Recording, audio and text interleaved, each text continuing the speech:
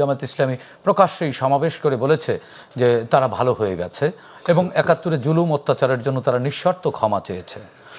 কিন্তু আসলে যদি এটা তারা স্বীকার করে তাহলে সেই গণহত্যার কি হবে, দায় কে নেবে? না, যদি স্বীকার করে তাহলে তো গণহত্যার দায়ও তাদেরকে নিতেই হবে।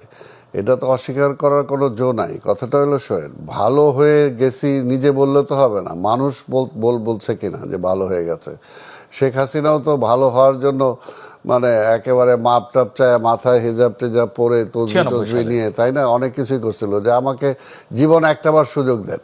তো একটাবার সুযোগ নিয়ে সে কি হয়ে গেল, স্বৈরাচার হয়ে গেল, 24 উপহার দিল, তাই না, 24 উপহার দিল। তো কাজেই ওরাও যে কারণ সব কিছুই ধরেন, আপনার একটা অতীত আছে, আমার একটা অতীত আছে, আমি যে দল করি সেই দলের একটা অতীত আছে, আজকে আওয়ামী লীগের একটা অতীত আছে, জামাতের একটা অতীত আছে। অতীত দিয়েই কিন্তু তাকে চেনা যায়, ভবিষ্যতে হ্যাঁ, অতীত দিয়েই তাকে চেনা যায় যে অতীতে আপনি কি করছেন। এই জায়গায় এই জন্য বলবো যে আজকে অতীতে বিএনপির স্বাধীনতার ঘোষক শহীদ রাষ্ট্রপতি জিয়া রহমান কি করেছে সেটা দিয়ে কিন্তু এখনো বিএনপি গ্লোরিয়াস। ইতিহাস থেকে আমরা বলি শিক্ষা নেওয়ার জন্য, কিন্তু আসলে আমরা কেউ শিক্ষা গ্রহণ করি না।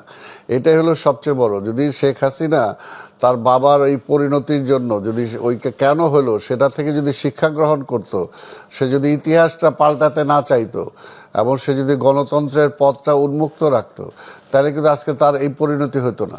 আজকে তার পরিণতির জন্য কিন্তু সে নিজেই দায়ী, তাই না? সেটা কিন্তু জোর করে কেউ তাকে এই পরিণতির জায়গায় ঠেলে দেয় নাই, সে নিজেই বেছে নিয়েছে এটা। এবং বাংলাদেশে যেটা কোনো সম্ভব না, আমরা কিন্তু বারবার এটা তাকে বোঝানোর জন্য চেষ্টা করেছি, বাংলাদেশে মানুষ এটা কখনো গ্রহণ করে না, কিন্তু তার বাবাকেই গ্রহণ করে না বলছেন আপনারা, মুক্তিযোদ্ধারা এখনো বেঁচে আছেন অনেকেই, আপনারা বলছেন গ্রহণ করে না, কিন্তু এক ধরনের মুক্তিযুদ্ধকে একটু হিউমিলিট করা, একটু নিচে নামানো এবং বর্তমান সমসাময়িক রাজনীতি যদি দেখেন, সমসাময়িক রাজনীতিতে ৭১ কিন্তু চরম প্রাসঙ্গিক হয়ে এসেছে এবং দুটি পক্ষ দুই ভাগে বিভক্ত।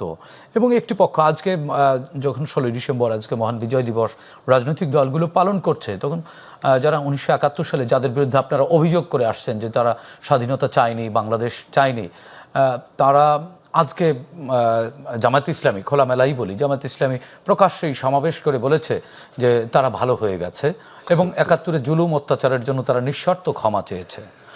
কিন্তু আসলে যদি এটা তারা স্বীকার করে তাহলে সেই গণহত্যার কি হবে, দায় কে নেবে? না, যদি স্বীকার করে তাহলে তো গণহত্যার দায়ও তাদেরকে নিতেই হবে।